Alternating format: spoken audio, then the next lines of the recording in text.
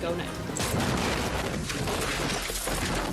She's been arrested for extortion and for weapons possession, drug trafficking. She was selling crack cocaine, methamphetamine. In a war over the streets of Los Angeles, law enforcement officers snatched up members of the notorious Avenues gang. We had tank vehicles going in there. It was an invasion. Judy Moran, the matriarch of the notorious Melbourne crime family, has been sentenced to 26 years in jail for murder. Well, another chapter in Melbourne's gangland wars was closed today when crime matriarch Judy Moran was convicted of the murder of her brother-in-law in 2009. This is Judith Marianne Moran, a woman whose life story resembles the plot of a gritty gangster movie. Born on December 18, 1944, Moran was part of the infamous Australian Moran criminal family and became entangled in the notorious Melbourne gangland killings. Her journey through life was marked by tragedy, violence, and a web of criminal connections. In 1963, Judith married Leslie John "Johnny" Cole. However, their happiness was short-lived as Johnny fell victim to a drug-related gangland conflict in Sydney in 1982, leaving Judith a widow. They had a son named Mark Cole, who later changed his name to Mark Moran. Despite her loss, Judith soldiered on and began a relationship with Louis Moran in 1966. The couple welcomed a son, Jason Moran, into the world in 1967. Unfortunately, their love couldn't withstand the challenges they faced, and they divorced in 1995. The early 2000s brought a series of devastating blows to the Moran family. Mark Moran was brutally assassinated in 2000, followed by the tragic murder of Jason Moran in 2003. Just when it seemed things couldn't get any worse, Louis Moran met a similar fate in 2004. The relentless violence and loss were enough to leave anyone reeling. The jury in the Melbourne trial of gangland widow Judy Moran has found her guilty of organising the shooting murder of her brother-in-law Des Tuppence Moran. However, the story took an even darker turn. In June 2009, Judy's brother-in-law, Des Moran, was brutally murdered in Ascot Vale. Subsequently, Judy and 3 others were arrested in connection with the crime. Judy faced serious accusations, including concealing the getaway car in her garage and disposing of it. The police search of her home allegedly unearthed a hidden safe containing 3 handguns, stolen Victorian license plates, a wig, and clothing that matched the description of the shooters provided by witnesses. Another handgun with seems to be a knife aiming device in it. Judy Moran's possession of weapons was deemed a threat to the community, leading to her being denied bail. In 2011, a jury found her guilty of murdering Desmond Moran, and she received a 26-year prison sentence, with a minimum of 21 years to be served. Judy Moran, the matriarch of the notorious Melbourne crime family, has been sentenced to 26 years in jail for murder. The gangland widow and her hired gunman both received the same sentence for the murder of her brother-in-law Des Moran. He was shot dead in a cafe 2 years. Pero no es nomás con el narcotráfico, hay mucha corrupción en cualquier ámbito. This is Sandra Avila Beltran, known as the Queen of the Pacific due to her involvement in a Mexican drug cartel. Her criminal journey is captivating, especially considering her family connections, which have played a significant role in her career. Notably, her family has ties to Rafael Caro Quintero, a former leader of the Guadalajara cartel, as well as the Beltran Leyva brothers, who held prominent positions in the Sinaloa cartel, according to Mexican officials. Avila Beltran's familial connections go even deeper. She is the niece of Miguel Angel Felix Gallardo, known as the Godfather and the head honcho of the Mexican drug trade. Her mother's side of the family ventured into heroin smuggling during the 1970s and later expanded their operations to include cocaine.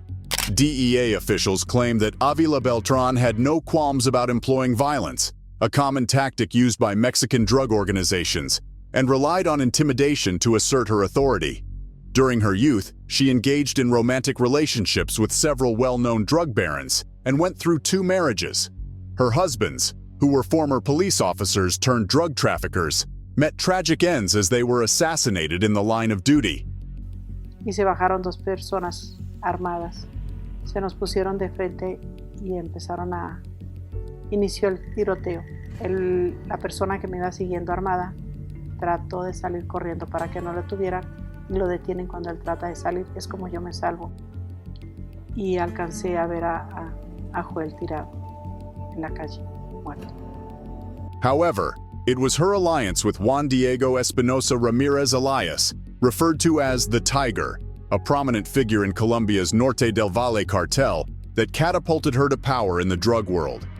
Avila Beltran resided in Guadalajara, Jalisco, and Hermosillo, Sonora, until 2001, when her luck took a sharp turn. Authorities discovered over 9 tons of cocaine on a ship docked in the Pacific port of Manzanillo, Colima. The shipment was traced back to Avila Beltran and her lover, Espinosa Ramirez. Despite her high-profile lifestyle, Avila Beltran had successfully evaded leaving any substantial evidence for the police. However, in a surprising twist of events, her teenage son was kidnapped in 2002, demanding a hefty $5 million ransom. In a desperate move, she unexpectedly contacted the authorities for assistance, ultimately getting her son back. Yet, this act raised red flags, prompting an investigation into her affairs. Cambiaría nunca haber conocido a los colombianos. Eso fueron los que me de ahí, de ese problema fue lo que me separó de mi hijo y es lo único que me arrepiento o que me duele. It took an arduous 4 years and the collective efforts of 30 federal agents to finally apprehend Avila Beltran. She faced charges of organized crime and drug trafficking conspiracy, although some charges were later dropped. Additionally, she was detained on suspicion of illegal weapon possession and money laundering, while awaiting extradition to the United States. Finally, on August 10, 2012, after a prolonged legal battle, she was extradited to the United States to face the full weight of criminal charges against her. Fue un alivio ser detenida, no regresar a ser santa, a ser detenida, allá no huir. Sí. It's an unbelievably menacing place to be, and impenetrable. There's pretty much only one way in, one way out. But the head of it all is Maria Leon, La Chata. This is Maria Chata Leon, a woman who reigned over a vast criminal underworld, involved in drug trafficking and murder. She led a life of power and danger, but tragedy struck her family when her son, Danny Clever Leon, lost his life in a shootout with the police in 2008. Devastated by the loss, Maria desired to attend his funeral in the United States. However, there was a significant hurdle in her path. She was trapped on the Mexican side of the border, in Mexicali. In a war over the streets of Los Angeles, law enforcement officers snatched up members of the notorious Avenues gang. We had tank vehicles going in there. It was an invasion into that area. Danny Leon was simply a psychopath. Having previously served time in a U.S. prison, Maria was barred from re-entering the country.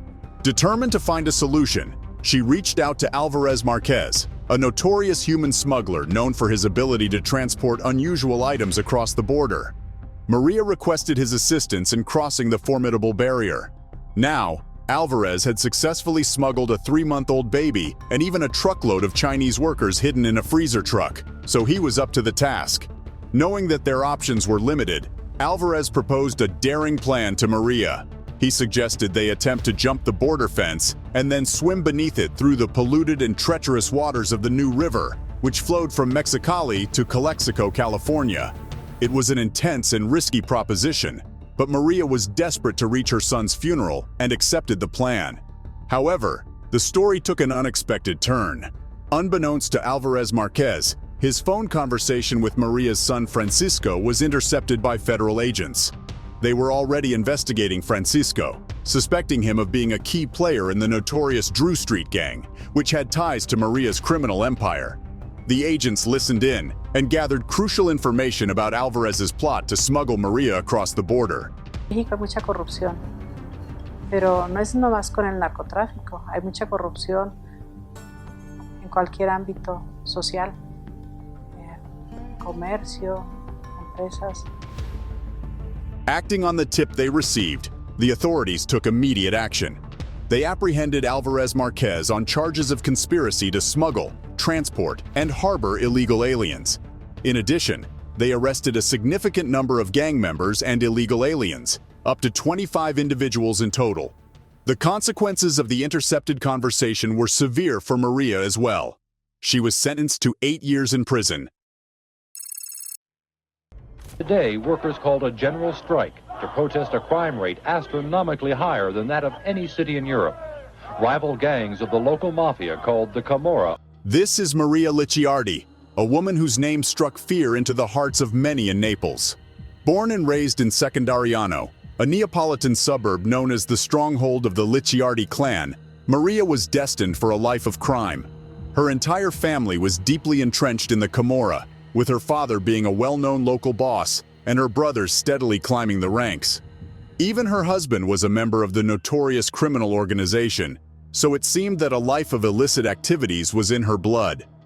As the years went by, Maria ascended the criminal ladder, carving a path of power and dominance within the Camorra. With the arrests of her brothers and husband, she found herself at the helm of the Secondigliano Alliance, a formidable coalition of Camorra gangs that held control over drug trafficking and extortion operations in numerous Naples suburbs. Maria's rise to becoming the first female boss of the alliance was unprecedented and marked her as a trailblazer in a male-dominated world. Good evening. Attorney General Edwin Meese is calling it the largest international drug case ever developed by the Department of Justice. More than 200 people have been charged in Italy and here in the United States with smuggling into this country. Under her leadership, the Secondigliano Alliance underwent revolutionary changes. Maria boldly introduced prostitution to the clan's repertoire, a practice that had been strictly forbidden by the Camorra's code of conduct. This decision not only boosted criminal activities, but also significantly increased the clan's income. However, the dark consequence of this expansion was the enslavement of underage girls, who were forced into a life of prostitution while trapped in the clutches of drug addiction. Yet, Maria's reign would eventually come to a tumultuous end.